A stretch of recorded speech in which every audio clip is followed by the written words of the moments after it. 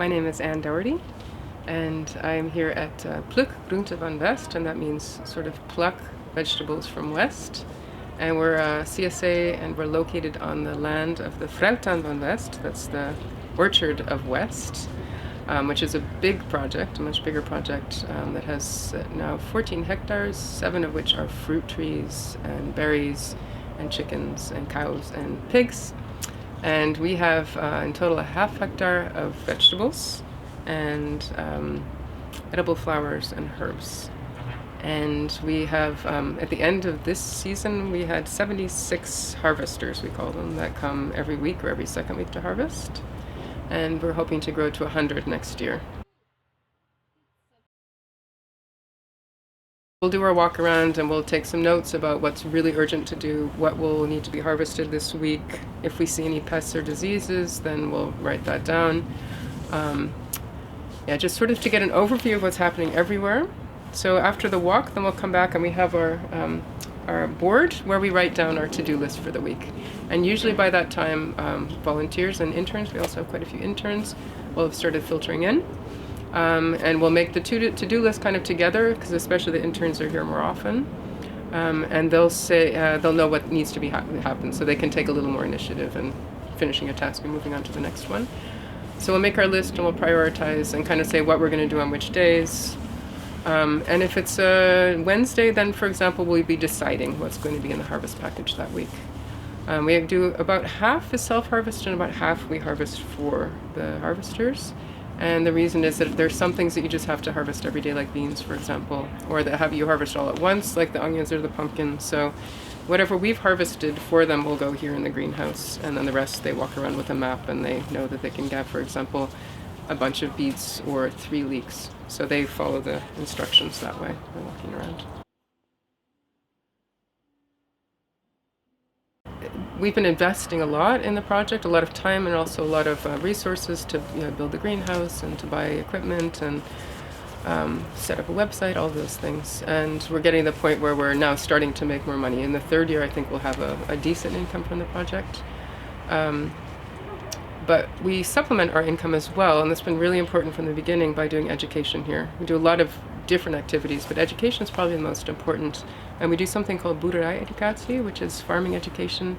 And it's schools from around Amsterdam that come by bus, and they're here for either 2 or 4 hours. And we have a whole day of farming education, and it's incredibly fun. We also do other kinds of workshops for adults as well, where we have a series called Get Down, Get Dirty, which is basically how to grow your own food but spread throughout the growing year. So 6 times a half day, and half is theory and then half is practical outside. So it's a very nice balance, and that's just all kinds of people from the city who have maybe a little tiny garden or they want to grow on their balcony or their roof. I think this project without education would lose some of its, the inspirational part of it, which is you get kids here who, a lot of them have no idea how things are grown, and then they go back to school saying, I want to be a farmer, this is so amazing, and we ate such delicious things there. So you really see that with kids, when you get them when they're young, it can totally change their perspectives. So that's really inspiring. So I love having that part of it as well. We also do just lots of tours with people. A lot of times it's companies that want to look at sustainability a bit, so they'll come out and we'll take them around and just explaining to people what we're doing. Even though to us now it's become quite normal, that's what we do. People find it very inspiring. So that's also really nice. So that's kind of a chain reaction where we're not just growing food here, but we're also growing enthusiasm, and I think people get ideas of what they want to do when they're older, when they're young. So I think you're growing a lot more than just the food here. Trying to earn an income just on the vegetable growing activities of the farm is just not possible, because we work so incredibly hard with so many people and the money is still very little. So without subsidies, I think it's really hard to make a fair living. But when you supplement with all the education and the workshops that we do, and selling to the shop, for example, sometimes restaurants will come and we'll sell them some herbs and flowers. So having all of those different models sort of around the CSA has been really, really helpful for us financially.